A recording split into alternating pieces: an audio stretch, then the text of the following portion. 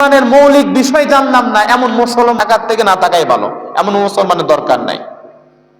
এজন্য মুসলমান আপনি হয়েছেন, মুসলমান আমি হয়েছি, আমার ছেলে সন্তান মুসলমান, অবশ্যই তাদেরকে ইমানি যে মৌলিক বিষয়গুলো আছে তাদেরকে শিক্ষা দিতেই হবে।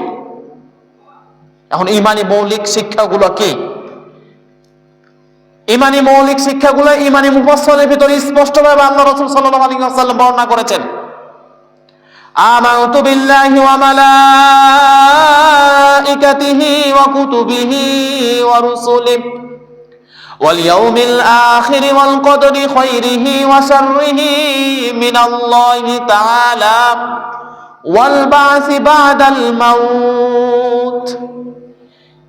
এই ইমানি মুফাসসালের ভিতরে 7টি বিষয় আছে ইমানের মৌলিক বিষয়। এই 7টি বিষয়ের প্রতি ঈমান আনতে হবে। 7টির ভিতরে যদি কোনো একটার বিন্দু পরিমাণ আমাদের চিন্তা ভাবনার ভিতরে কোনো ঘাটতি আসে, তাহলে আমাদের ঈমান থাকবে না।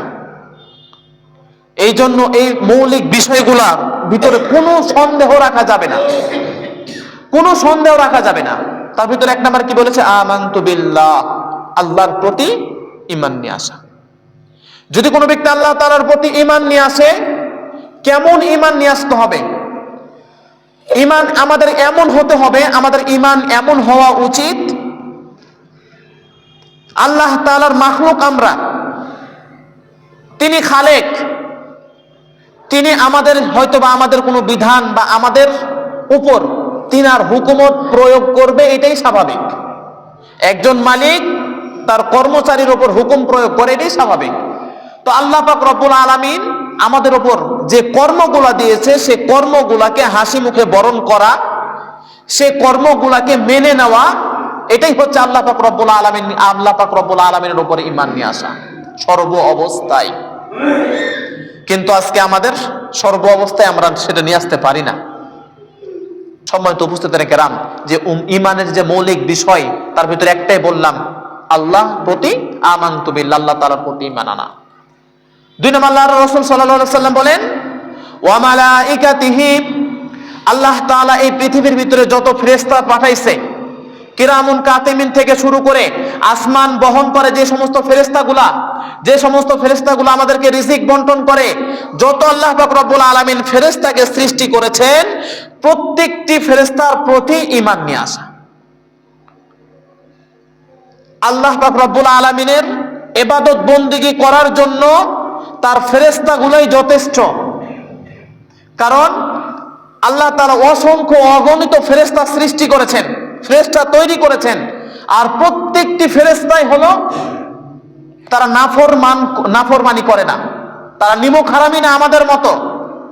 তারা যে সমস্ত ফেরেশতাকে যে দায়িত্ব দেওয়া হয়েছে, তারা সেই দায়িত্বের ভিতরেই আছে। যাকে রুকু অবস্থায় রাখা হয়েছে, কিয়ামত পর্যন্ত সেই ফেরেশতা রুকুর উপরেই থাকবে। যে ফেরেশতাকে সেজদাতে রাখা হয়েছে, সেই ফেরেশতা সেজদাতেই থাকবে। কিন্তু মানুষকে যখন আল্লাহ পাক রব্বুল আলামিন সৃষ্টি করে, তখন ফেরেশতারা বলেছিল, আল্লাহ এমন জাতি কেন সৃষ্টি করতেছেন? কারণ মানুষ আসার আগে কিন্তু এই পৃথিবীর ভিতরে জিন জাতি এসেছিল, জিন জাতি। এই জিন জাতি আসার পরে আমরা যেমন ফিতনা ফাসাদের সাথে জড়িত, জিন জাতিরাও ঠিক এমনই ফিতনা ফাসাদের সাথে জড়িত ছিল। যার ফলে ফেরেশতারা আল্লাহ তাআলাকে বলতেছে, আল্লাহ এমন জাতি সৃষ্টি করিয়েন না। তখন আল্লাহ তাআলা বলতেছে, আমি যা জানি তোমরা জানো না। তোমরা যে ইবাদত বন্দেগী করতেছো, তোমাদের ইবাদত বন্দেগীতে আমি সেই তৃপ্তি পাই না।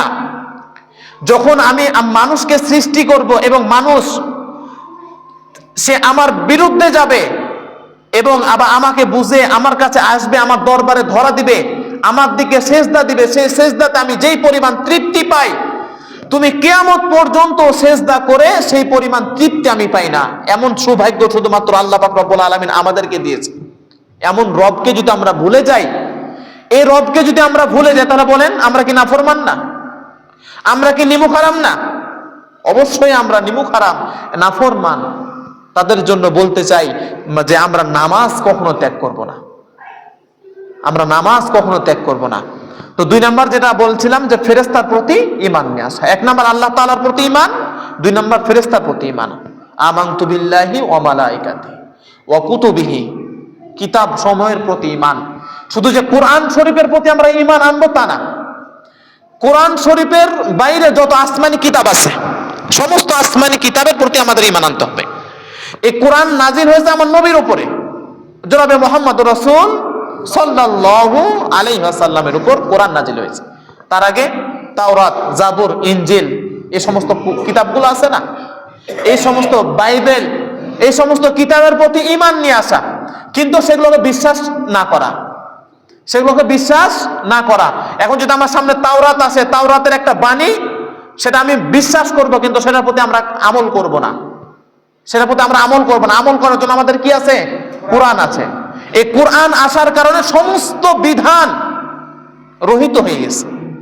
আল্লাহ রাসূল সাল্লাল্লাহু আলাইহি ওয়াসাল্লাম যখন এই দুনিয়ার ভিতরে এসেছেন, যখন কোরআন নাজিল হয়েছে, তারপর থেকে তাওরাত বলেন, জাবুর বলেন, ইনজিল বলেন, যা কিছু আছে সব কিছু কি হয়েছে?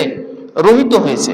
কিন্তু সেগুলোকে আমাদের বিশ্বাস করতে হবে যে আল্লাহ পাক রব্বুল আলামিন এই কোরআন বাদে আরো অনেক কিতাব, 104 খানা আছে আসমানি কিতাব, 104 খানা, এই 104 খানা কিতাব আল্লাহ পাক রব্বুল আলামিন নাজিল করেছে। তাহলে আমানতু বিল্লাহি ওয়া মালাইকাতিহি ওয়া কুতুবিহি, 3-4 নাম্বার হচ্ছে ওয়া রুসুলিহি, রসুলের প্রতি ঈমান নিয়ে আসা, রসুলের প্রতি ঈমান নিয়ে আসা। যত রসুল আছে আদম আলাইহিস সালাম থেকে শুরু করে শেষ নবী পর্যন্ত, জনাবে মুহাম্মদ রাসূল সাল্লাল্লাহু আলাইহি ওয়াসাল্লাম পর্যন্ত যত নবী আছে, প্রত্যেক নবী এবং রাসূলকে বিশ্বাস করা। কিন্তু আমরা সৌভাগ্যবান যে আমরা আল্লাহ রাসূল সাল্লাল্লাহু আলাইহি ওয়াসাল্লামের জামানায়, অর্থাৎ শেষ জামানায় এসে আল্লাহ পাক রব্বুল আলামিন আমাদেরকে জন্মগ্রহণ করেছে, এটা আমরা ভাগ্যবান। এরপর আর কোনো নবী নাই। প্রত্যেক ব্যক্তিকেই, যতগুলো নবী আছে সমস্ত নবীকে মানতে হবে, সমস্ত নবীর কাহিনী জানতে হবে, সমস্ত নবীকে চিনতে হবে এবং তাদের প্রতি ঈমানও আনতে হবে। তাহলে 4টা, আমানতু বিল্লাহ ওয়া মালাইকাতি ওয়া কুতুবি ওয়া রুসুলি। তারপরে 5 নম্বর হচ্ছে ওয়াল ইয়াউমিল আখিরি, ওয়াল ইয়াউমিল আখিরি মানে কি? শেষের যে দিনগুলো আছে, অর্থাৎ কিয়ামতের দিনের প্রতি ঈমান নিয়ে আসা, যে কিয়ামত হবে, আমরা একদিন মারা যাব। এখন জীবিত আছি, জীবিত সব সময় থাকবো না। আমার দাদাও ছিল, আমার নানাও ছিল, আজকে তারা নাই, তারা মারা গেছে, আমিও মারা যাব। আমাদেরকে একত্রিত হতে হবে কোথায় বলেন? কিয়ামতের দিন। ওয়াল ইয়াউমিল আখিরি ওয়াল কদরি খায়রিহি, এবং ভালো মন্দ। 6 নম্বর হচ্ছে ভালো মন্দ তকদিরের প্রতি।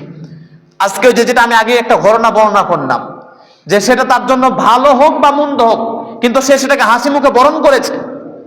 এমন ভাবে আমাদের যত কিছু হবে আমাদের লাইফে, সুখ দুঃখ ভালো মন্দ সব কিছুকে হাসি মুখে বরণ করা। ভালো যদি হয় আলহামদুলিল্লাহ, সেটাকে ভালোভাবে বরণ করা। যদি ভালো না হয়, আমাদের জন্য অকল্যাণকর হয়, সেটাকে হাসি মুখে বরণ করা। যদি ওই জায়গাতে আমরা দোষারোপ করে দিই আল্লাহ তাআলা আমাকেই পাইছে আর কাউকে পাই নাই, তাহলে এটাই নিমুখ হারামি, এটাই, এমনটা আমরা কেউ করব না।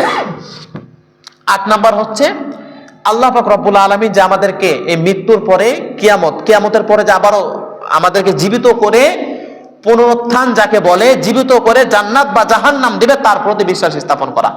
এই জায়গায় এসে অনেক মানুষ, অনেক নাস্তিকের মাথা ঘুরে যায় যে আমরা আসলাম, চলতেছি, যখন আমরা মারা যাব আমাদের গোস্ত হাড্ডি সব কিছু মিশে যাবে, আল্লাহ তাআলা কিভাবে আমাদেরকে জীবিত করবে? এই জায়গাতে এসে মানে নাস্তিকেরা যারা আছে তারা হিসাব মিলাইতে পারে না, তখন তারা বলে না এই জিনিসটা সত্য না, তারা বলে। কিন্তু যারা ঈমানদার, তারা এই আল্লাহ রাসূলের বিধানের প্রতি আমরা ঈমান আনতে পারবো তো? এই 7টা বিষয়ে আমাদের কোন সন্দেহ যদি আমাদের থাকে এই 7টি বিষয়ের প্রতি, তাহলে কিন্তু আমরা ঈমানদার না, আমরা ঈমানদার না। আরেকবার ভালো করে বলতেছি। 1 নাম্বার আল্লাহর প্রতি আমানতু বিল্লাহ, 2 নাম্বার ওয়া মালাইকাতি ফেরেশতা, 3 নাম্বার কুতুবিহি কিতাব, রুসুলিহি তার রসুল সমূহ, ওয়াল ইয়াউমিল আখিরি কিয়ামতের দিনের উপর, ওয়াল কদরি ভালো মন্দ তকদিরের উপর, ভালো মন্দ যাই হোক আমাদের তকদিরের উপর। তারপরে ওয়াশাররিহি মিনাল্লাহি তাআলা ওয়াল বাসি বাদাল মাউত, মৃত্যুর পরে আমাদেরকে যাওয়া পুনরুত্থান হতে হবে, তার প্রতি আমাদের ঈমান আনতেই হবে, কোনো সন্দেহ রাখা যাবে না।